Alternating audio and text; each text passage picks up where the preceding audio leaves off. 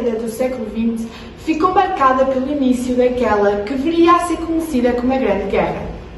A Primeira Guerra Mundial começou em 28 de julho de 1914 e viria a terminar a 11 de novembro de 1918.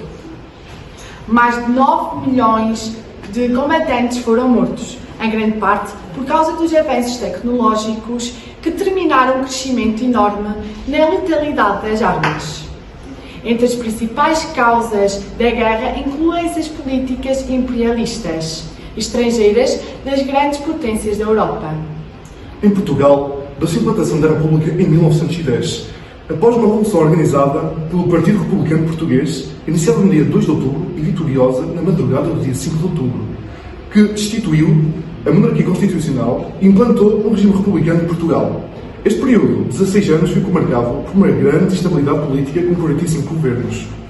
Em outubro de 1917, a Rússia viveu uma revolução que fez o país o primeiro Estado socialista do mundo. Em Lenin encontraram um líder incontestável e o grande responsável pela implementação dos princípios marxistas.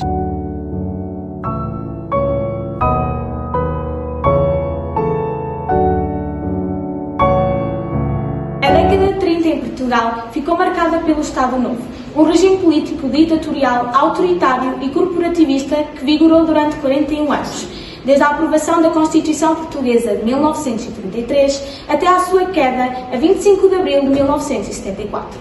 Como regime político, o Estado Novo foi também chamado Salazarismo, em referência a António de Oliveira Salazar, seu fundador e líder. Em 1932, os Estados Unidos da América elegeram como presidente o democrata Franklin Roosevelt, com o objetivo de recuperar e reformular a economia norte-americana, para além de auxiliar os prejudicados da Grande Depressão. Implementou também uma série de programas entre 1933 e 1937, denominados de New Deal.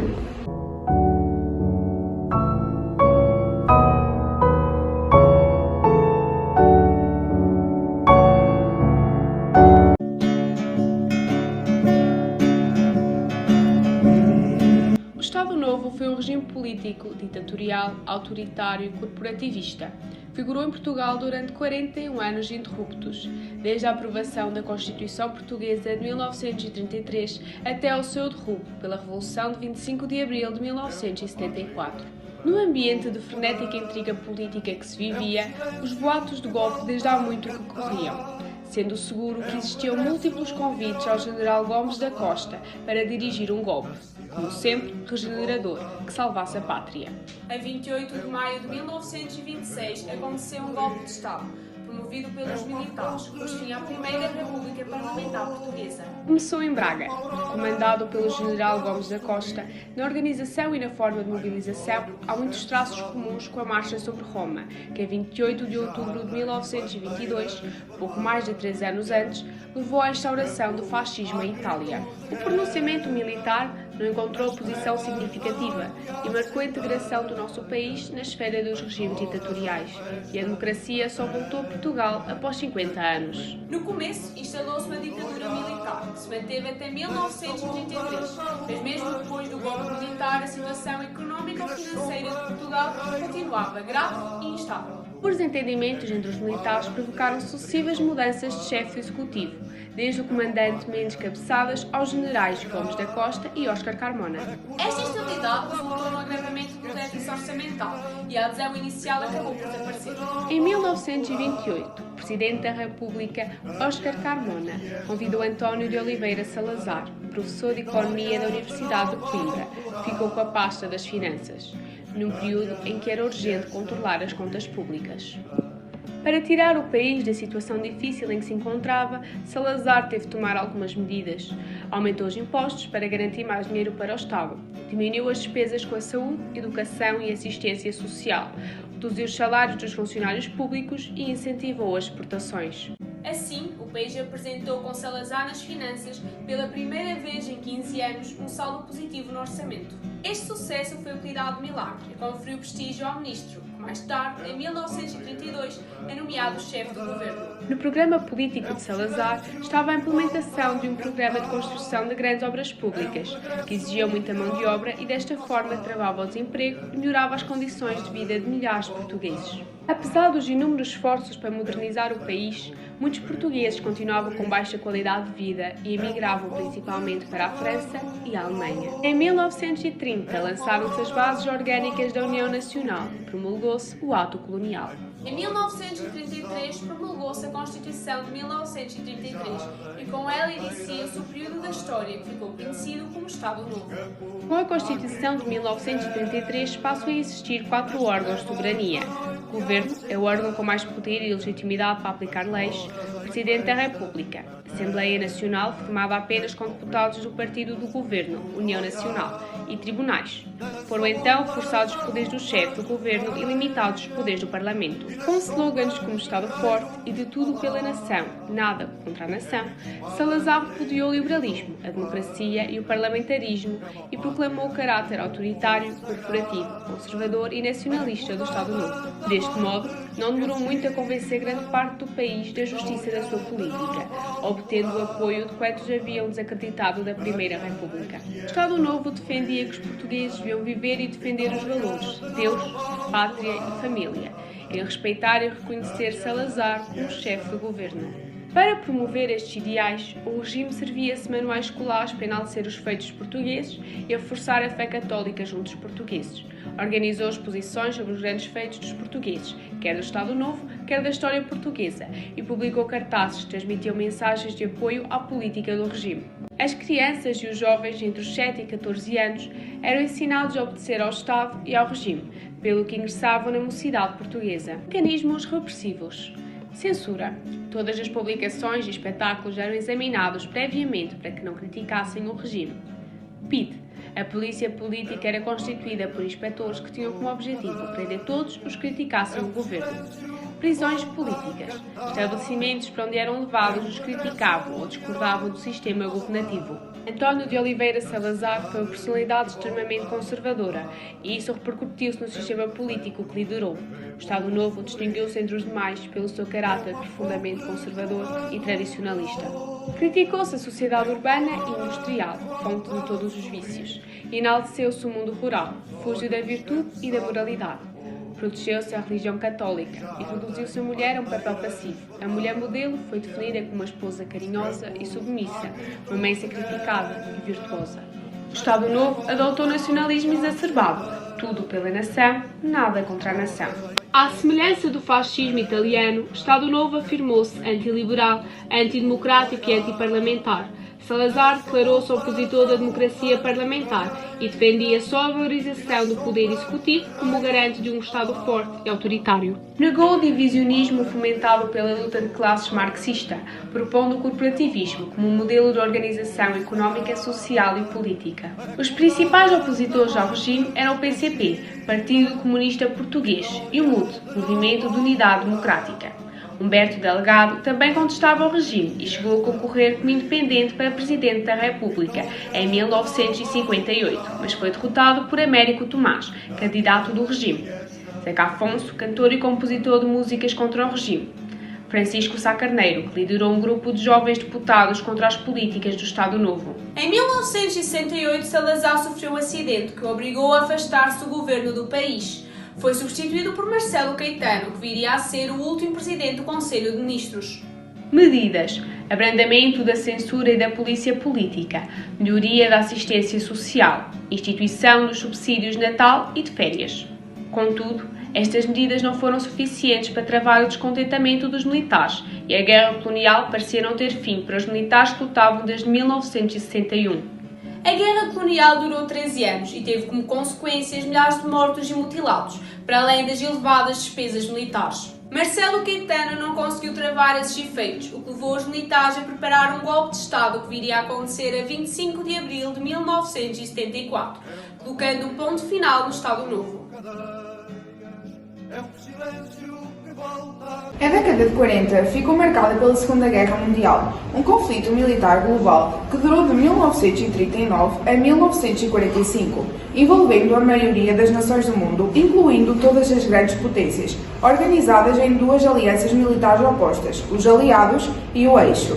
O que levou ao início do conflito militar foi a invasão da Polónia pela Alemanha no dia 1 de setembro de 1939. E as seguintes declarações de guerra contra a Alemanha pela França e pela maioria dos países do Império Britânico. A 30 de abril de 1945, Adolf Hitler cometeu suicídio em Berlim. O político austríaco-alemão foi líder do Partido Nazi, chanceler da Alemanha, de 1933 a 1945, e líder da Alemanha Nazi de 1934 a 1945.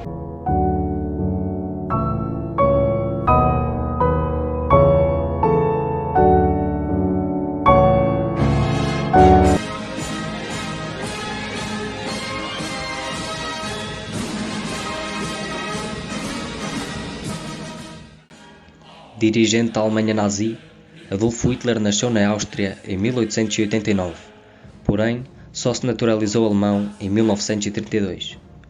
Desenvolveu toda a sua atividade política na Alemanha. Foi voluntário durante a Primeira Guerra Mundial, ferido e condecorado. Desmobilizado, participou nas ações dos corpos francos organizados por elementos militares para reprimir as atividades dos esquerdistas, que, causticados pelas dificuldades surgidas da Guerra Perdida e galvanizados pelo exemplo da Revolução Soviética, procuravam fazer triunfar a Revolução na Alemanha. Ainda sob a orientação dos seus mentores militares, integrou-se num pequeno partido de extrema-direita, onde rapidamente ascendeu a posições de direção, vindo a transformá-lo no Partido Nacional Socialista dos Trabalhadores Alemães, ou Nazi, utilizando-o para divulgar uma ideologia de vingança, baseada na ideia de uma derrota provocada por uma punhalada nas costas desferida por agentes de uma conspiração fantasiosa de judeus e bolchevistas, ao mesmo tempo que apregoa a necessidade de reerguer a nação alemã e de purificar a raça ariana, e conquistar um espaço vital por onde esta se pudesse expandir. As suas ideias fundamentais foram explicitadas no livro escrito na prisão, após uma tentativa frustrada de golpe, o Mein Kampf, ou Minha Luta traduzido em português, que se torna um guia ideológico e de ação para os seus partidários, primeiro dentro e depois fora da Alemanha.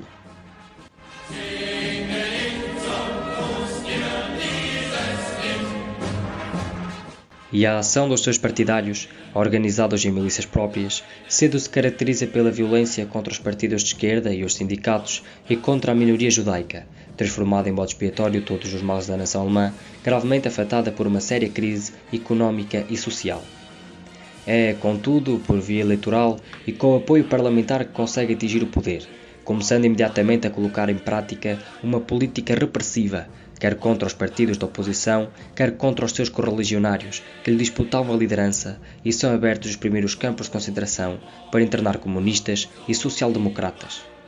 Ao mesmo tempo, em nome da pureza da raça ariana, Hitler inseta uma política de purificação eugénica, programando e executando uma campanha de eliminação física de deficientes mentais e outros, como ele diria, inúteis e anormais, e dando início a uma política persecutória destinada a exterminar os judeus, que são privados dos seus direitos e bens, expulsos dos seus lares, concentrados em guetos e, por fim, executados em massa em campos de extermínios sob a alçada da SS, num holocausto que causara 6 milhões de mortos.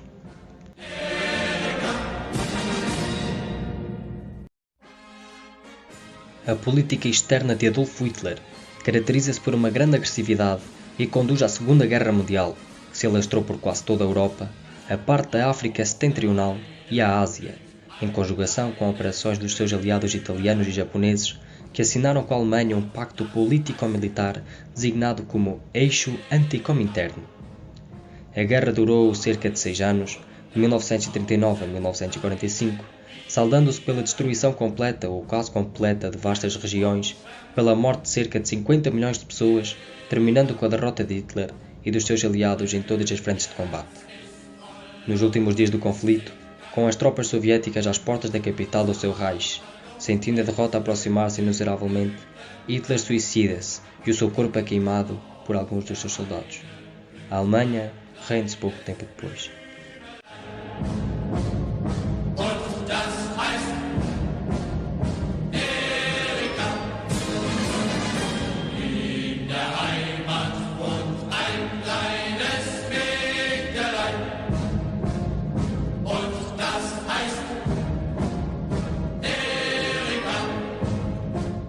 A década de 50 ficou marcada pela Guerra do Vietnã, também conhecida como Segunda Guerra da Indochina.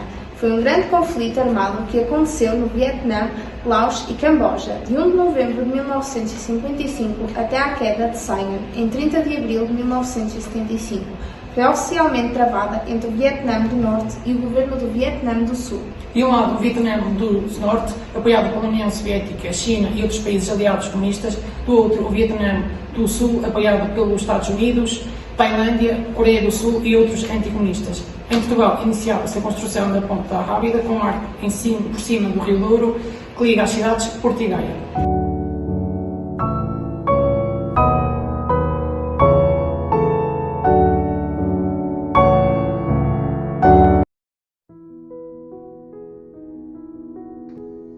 Erguida sobre o Rio Douro, em 1963, a Ponte da Rábida é uma das 6 pontes que ligam a cidade de Vila Nova de Gaia à cidade do Porto.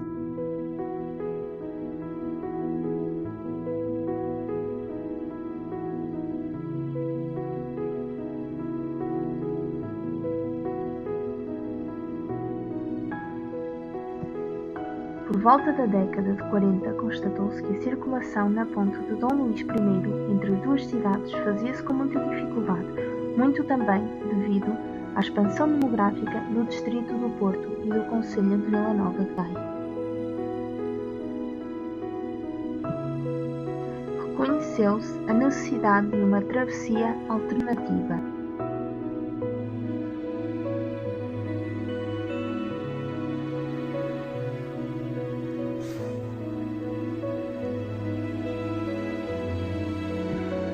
Em março de 1952, a Junta Autónoma das Estradas concedeu a elaboração dos anteprojetos a um engenheiro de pontes de renome mundial, professor Edgar António de Mesquita Cardoso.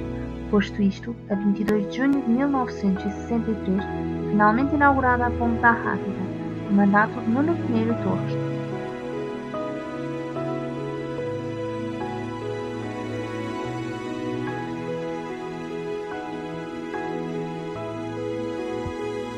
Dispondo de 4 elevadores para que os peões pudessem circular, facilitando em muito a travessia pendular. Em meados dos anos 90, os elevadores deixaram de funcionar e a 23 de maio de 2013 foi classificada como um monumento nacional. Em 1963, a Ponte da Rábida era o maior arco de betão do mundo. Desde 2016, esse arco tornou-se o único na Europa aberto a visitantes. É uma oportunidade única. Para ter acesso, que esteve fechado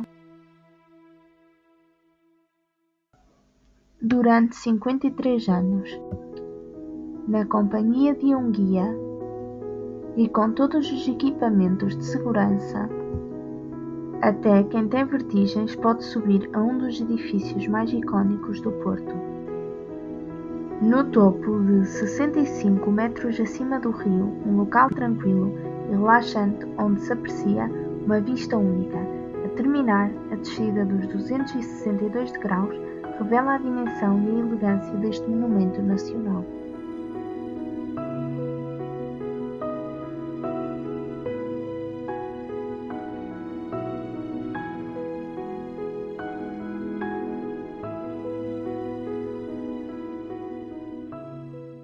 Após as eleições presidenciais de 1958 e o exílio de Humberto Delgado, aumentou o relevo internacional à ditadura portuguesa.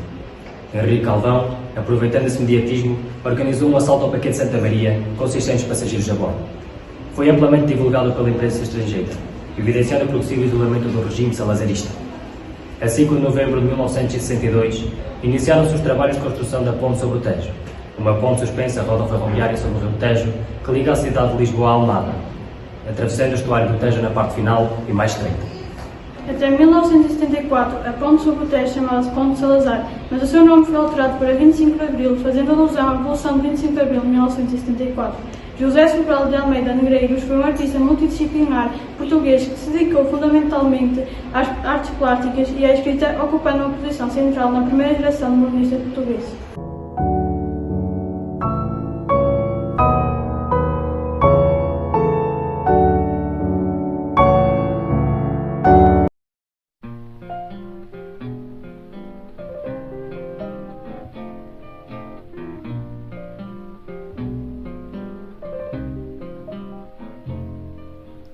Olá, o meu nome é Tomás Félix e hoje venho falar-vos sobre o assalto ao Santa Maria. Um grupo chefiado por Henrique Galvão assaltou o navio português em 22 de janeiro de 1961. O ano de 1961 foi verdadeiramente dramático para o regime salazarista. Logo em janeiro, mais precisamente no dia 22, um grupo de homens armados assaltou o paquete de Santa Maria em águas venezuelanas. Foi o primeiro sequestro de um navio por razões políticas, com o objetivo de provocar uma crise política e derrubar o regime. Aproveitando a concentração de jornalistas em Luanda, que esperavam a chegada do Santa Maria, o Movimento Popular de Libertação de Angola desencadeia ataques contra uma prisão e uma esquadra de polícia na cidade. No mês seguinte, um outro movimento, a União dos Povos de Angola, realiza massacres no norte do país. A guerra generalizou-se depois a outras zonas do país e também outras colónias. Assim, 1961 foi um ano marcante para a história do Estado Novo.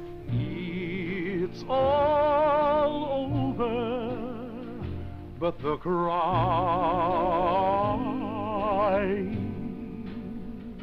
and I can't get over.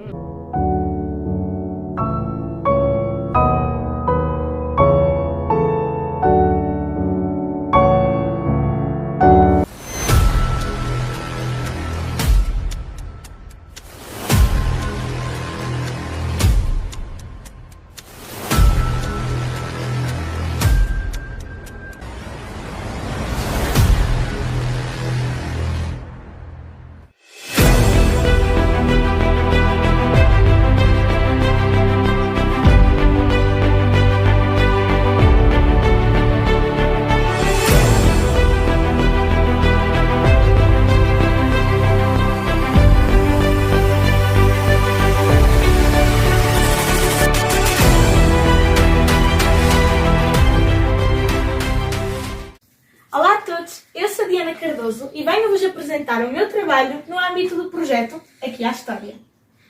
Foram necessários 90 anos para que o sonho de construir uma ponte sobre o Rio Tejo, na região de Lisboa, se tornasse real.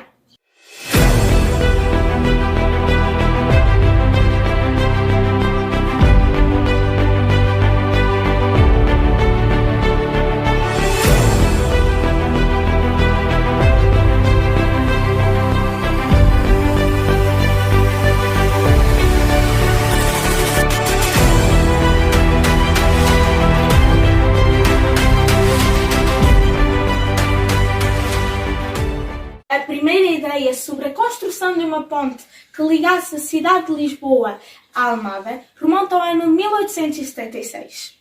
Naquela altura, o engenheiro Miguel Paes sugeriu que a sua construção fosse entre Lisboa e o Montijo.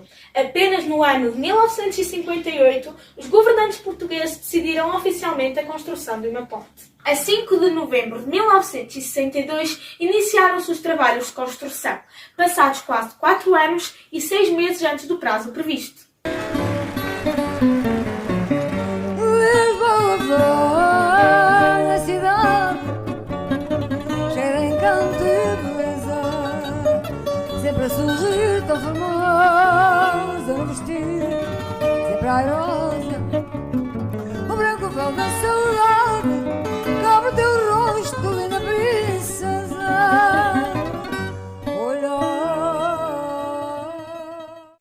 A ponte sobre o Tejo foi inaugurada a 6 de agosto de 1966, do lado da Almada, na presença das mais altas individualidades portuguesas, entre as quais se destacou o Presidente da República, Almirante Américo de Deus Rodrigues Tomás, o Presidente do Conselho de Ministros, António de Oliveira Salazar, e o Cardeal Patriarca de Lisboa, D. Manuel Gonçalves Cerejeira. Construída em pleno regime do Estado Novo, a primeira ponte sobre o Tejo em Lisboa, hoje conhecida como Ponte 25 de Abril, foi inaugurada com o nome de Ponte Salazar, em honra do Presidente do Conselho.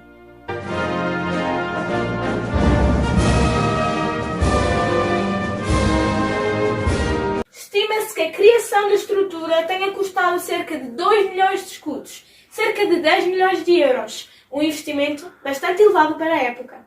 Salazar chegou-se a opor à construção de uma ponte sobre o Tejo, devido ao elevado custo e a sua prioridade ser a estabilidade financeira.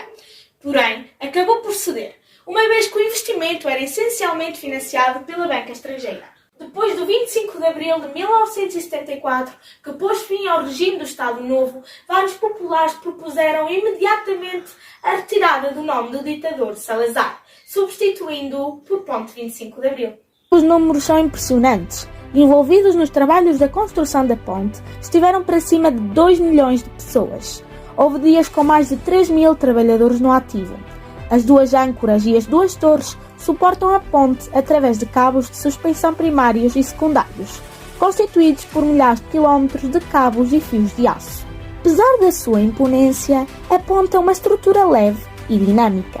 A sua leveza deve-se à longa treliça tridimensional, composta por pequenos triângulos, cabos de apoio e outros elementos suportados por milhões de parafusos.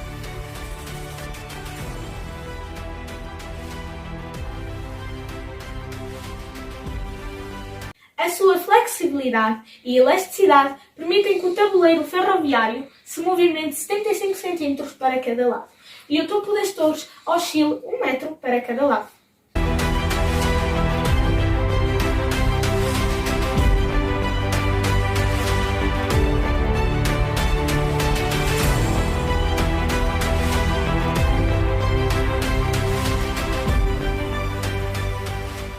A ponte é resiliente ao atrito, ao vento e aos movimentos tectónicos. A ponte 25 de Abril é o grande eixo de mobilidade pendular entre Lisboa e Almada. 155 mil veículos e 85 mil passageiros de comboio cruzam o Tejo diariamente. Obrigada, espero que tenham gostado.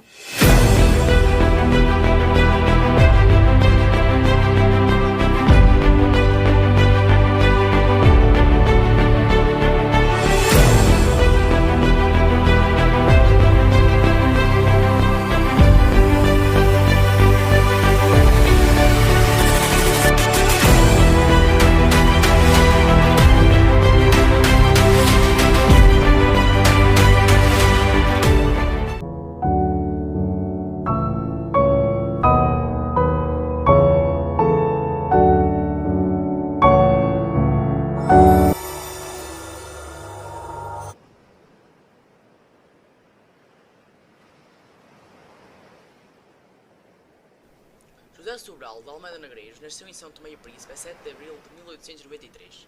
Filho do tenente de cavalaria António Lugo de Almeida Negreiros, administrador do Conselho de São Tomé e de Elvira Sobral. Foi educado no Colégio de Campo Limpo dos Jesuítas em Lisboa e, mais tarde, devido à extinção do colégio em 1910, por pouco tempo no seu público. Em 1911 ingressa na Escola Internacional de Lisboa, que tem um ensino mais moderno, e onde lhe é proporcionado um espaço que lhe vai servir de oficina, publicando o primeiro desenho na sátira.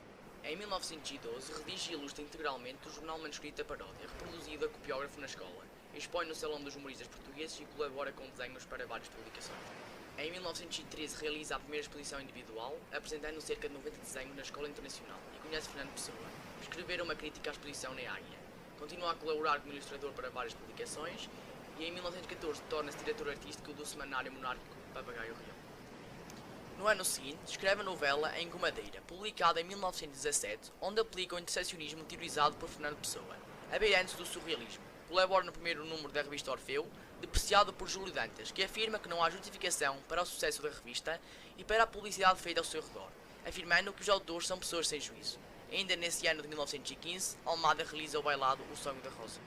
Em 21 de outubro do mesmo ano, estreia-se a peça de Júlio Dantas, Sorô Mariana. Almada irá reagir com a publicação do Manifesto Anti-Dantas e, por extenso, o Manifesto Anti-Dantas tornou-se famoso na obra de Almada Negreiros. Em 1917, realiza vestido de operário a Conferência Ultimátum Futurista às gerações portuguesas do século XX e publica a novela K4 Quadrado Azul, que inspirou o quadro homónimo de Eduardo Viana. 1918 é quase inteiramente dedicado ao bailado, integrando o grupo de Helena de Castelo Melhor. Em 1919, com o fim da Primeira Guerra Mundial, parte para Paris, onde exerce atividades de sobrevivência e escreve Histoire du Portugal para Cour, publicado em 1922, regressando no ano seguinte. Em 1921 começa a colaboração com António Ferro, que o apresenta quando Almada realiza a conferência A Invenção do Corpo, como imaginar na Terra dos Cegos, e posteriormente o convida para desenhar para a ilustração portuguesa. Em 1923, Almada desenha a capa do livro de ferro A Arte Vem Morrer, continuando a produzir ilustrações para revistas, cartazes para empresas, publicando peças como Pierrot e Arlequim em 1924, romances como O Nome da Guerra em 1925 e ensaios como A Questão dos Painéis, a história de um acaso e uma importante descoberta e do seu autor em 1926.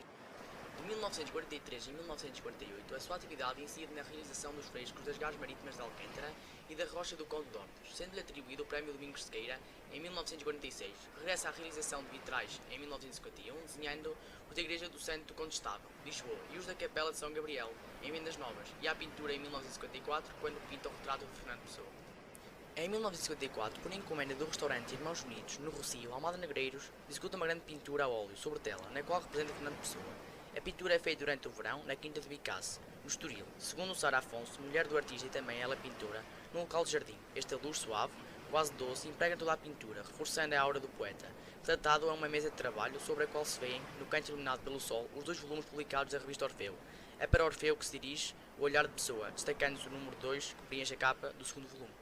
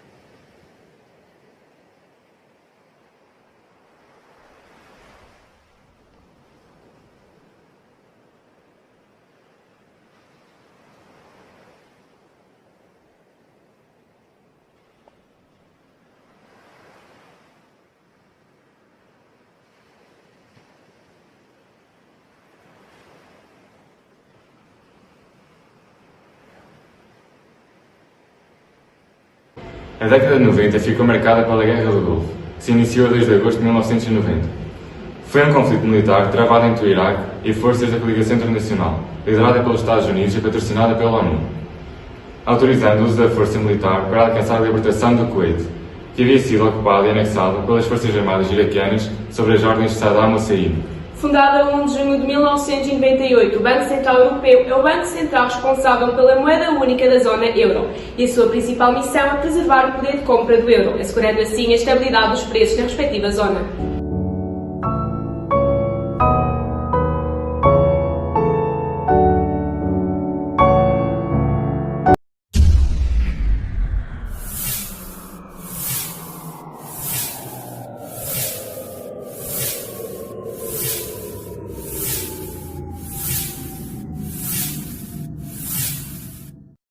Olá a todos, eu sou a Carolina e hoje vou apresentar-vos o meu trabalho sobre o Banco Central Europeu em Frankfurt.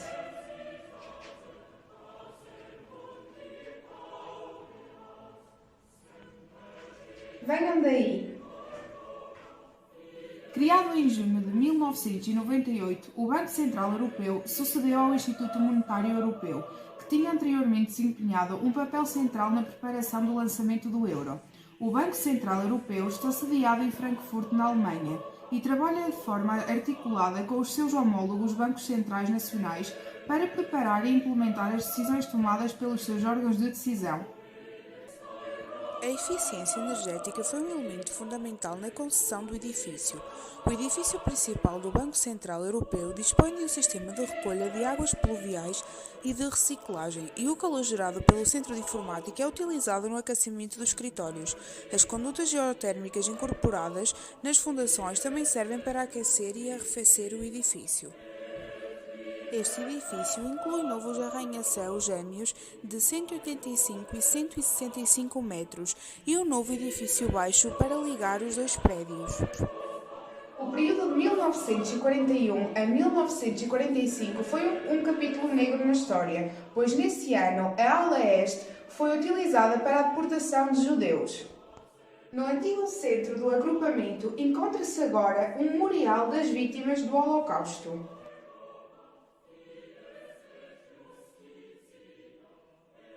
O Banco Central Europeu goza de independência total no cumprimento das suas funções, sendo que esta regra deve ser cumprida pelas instituições europeias, bem como pelos governos dos Estados-membros.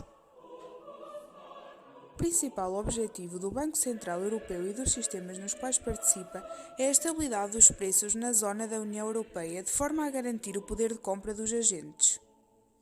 Paralelamente, o Banco Central Europeu procede a outras ações, tais como a recolha das informações estatísticas necessárias junto das autoridades nacionais ou diretamente junto dos agentes económicos.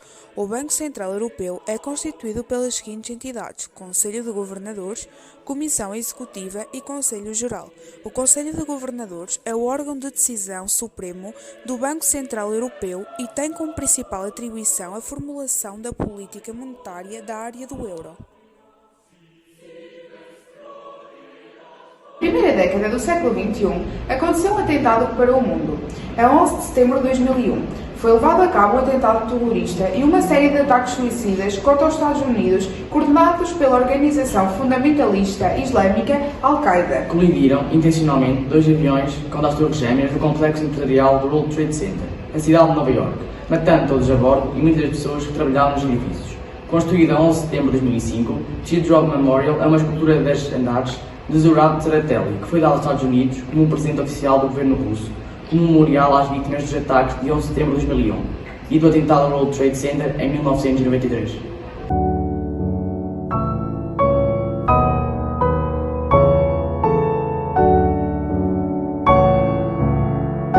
Olá a todos, sou a Bruna Rodrigues e hoje no Jornal Virtual falarei um pouco sobre a construção do World Trade Center e do atentado do 11 de setembro de 2001.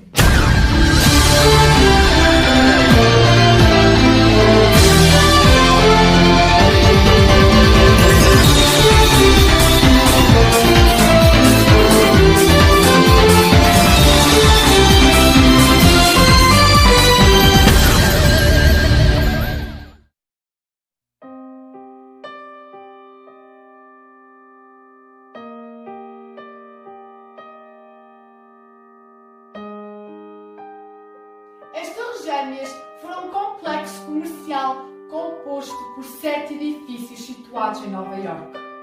Encontrava-se em terceiro lugar na lista dos edifícios mais altos do mundo, pois dele faziam parte 2 arranha-céus de 110 andares, conhecidos por Torres Gêmeas. O projeto deste complexo esteve a cargo do arquiteto Minoru Wamasaki. Demorou aproximadamente 10 anos a ser concluída esta construção, desde a sua fase inicial, em 1966, até à sua fase final, em 1977. O material usado foi essencialmente uma estrutura de aço e vidro. A 11 de setembro de 2001, chegou o dia menos esperado do ano em que os Estados Unidos da América foram alvo de um ataque terrorista que atingiu vários símbolos do poder económico e militar do país. O mundo assistiu em direto pelas televisões à destruição das Torres Gêmeas do World Trade Center, Nova York, no atentado que também atingiu o Pentágono perto de Washington. Este atentado foi organizado pelo grupo Al-Qaeda e anexado dentro do conceito Jihad. O ataque foi muito bem planeado, usando assim 19 terroristas para sequestrar os aviões comerciais e cumprir as ideias que estavam já estipuladas. Os terroristas embarcaram em 4 voos diferentes, que descolaram da costa leste dos Estados Unidos da América e que iriam aterrar na Califórnia.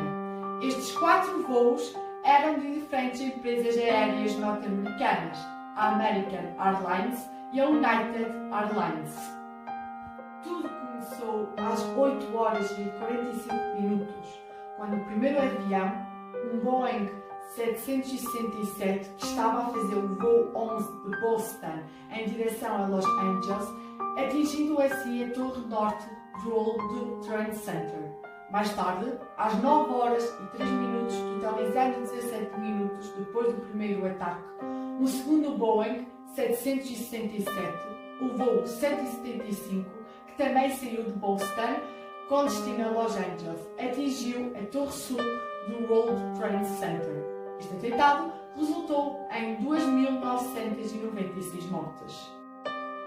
O atentado de 11 de setembro de 2001 foi realizado pela organização terrorista conhecida como Al-Qaeda.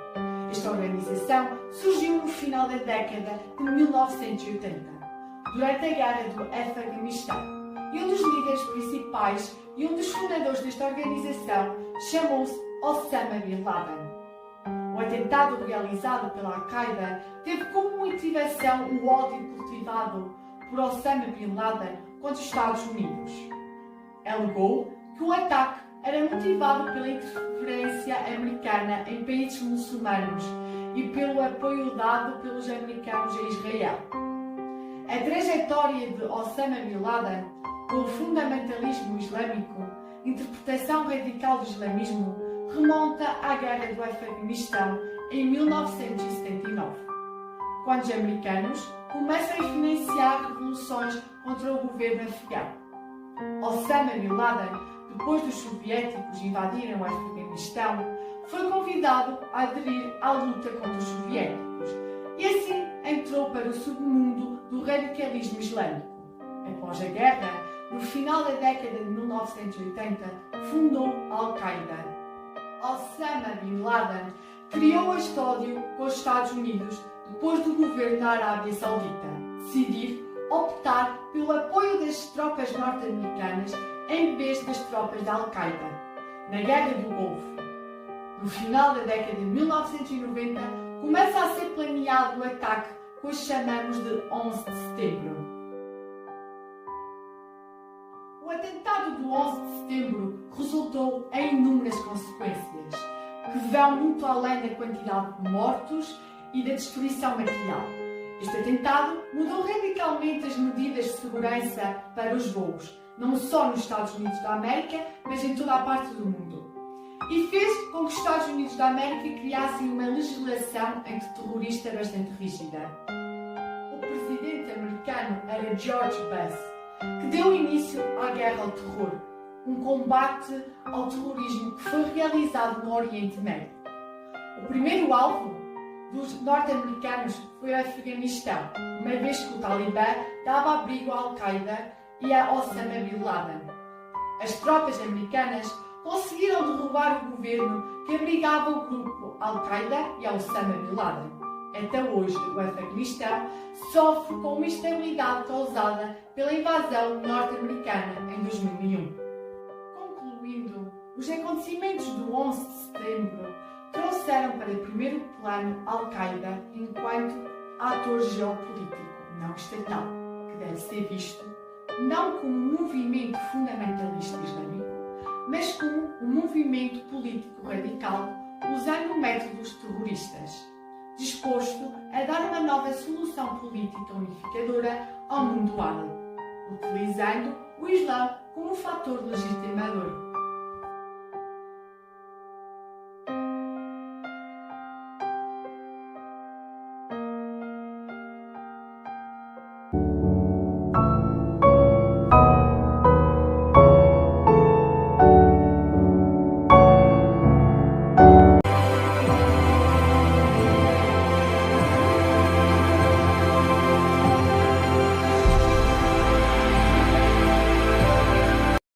Teardrop Memorial, em português Memorial da Larga, foi uma escultura oferecida aos Estados Unidos pelo governo russo. Foi feita como memorial às vítimas dos ataques de 11 de setembro de 2001 e do atentado ao World Trade Center em 1993.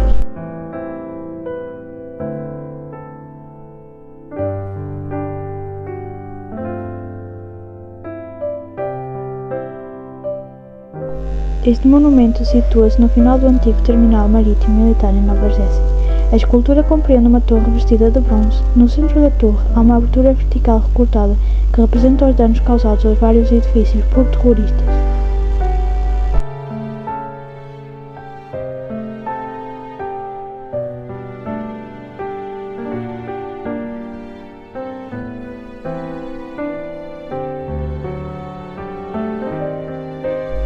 Suspensa no topo da fissura está uma lágrima de aço inoxidável, alinhada com a Estátua da Liberdade.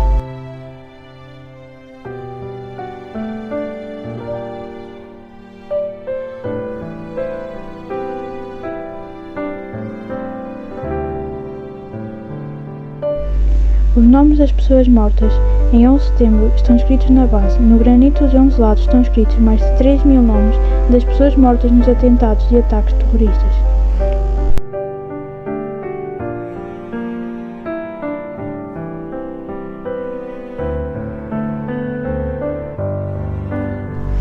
Considerado por muitas pessoas como um dos monumentos mais feios do mundo, mas amado por outros pois consegue captar os sentimentos notáveis que vão além das palavras.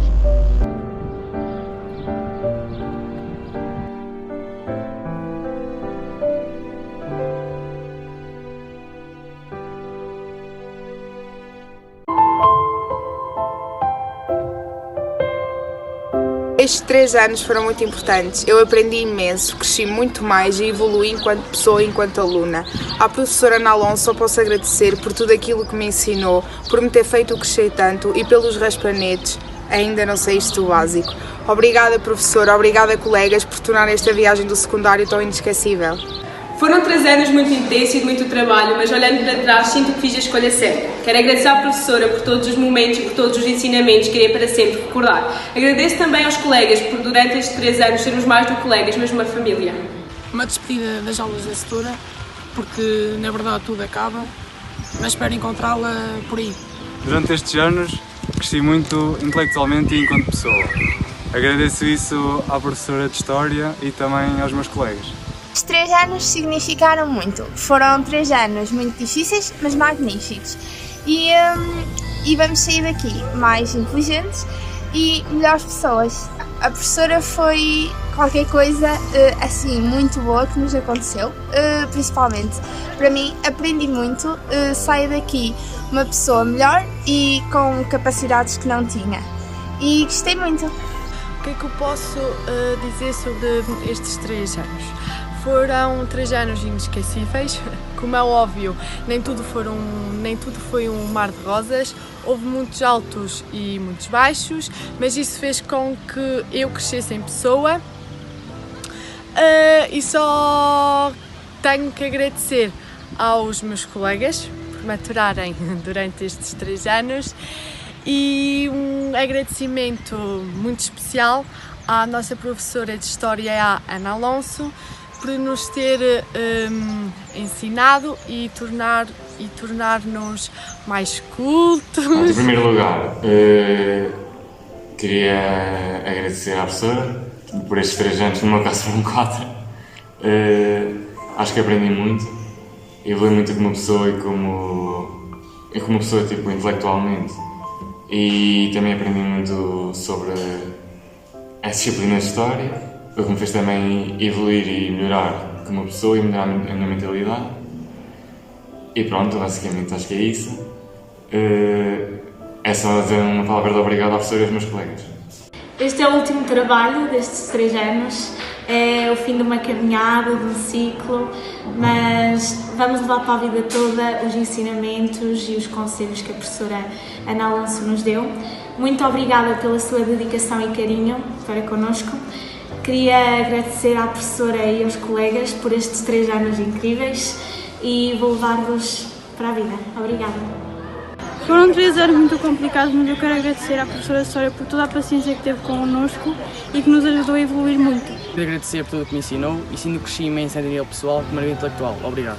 Estes últimos 3 anos foram desafios na minha vida, onde ocorreram muitas dificuldades, algumas, mas também houve momentos incríveis, como dentro da sala de aula, como fora dela. Agradeço à nossa professora de História por nos ter colocado as nossas capacidades ao máximo, mesmo com os raspanetes todos que nos deu, e muito obrigado.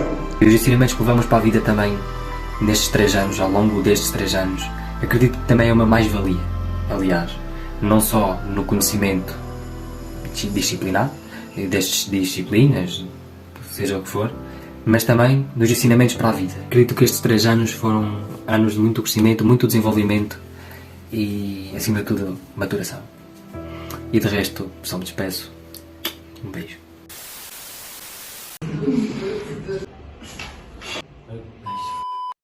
Na primeira década, o responsável. Em 1970. Este conceito.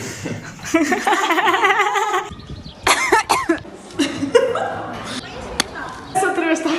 Ai não, gente, não. Por que está a olhar para o céu? E eu disse o que era? O resto já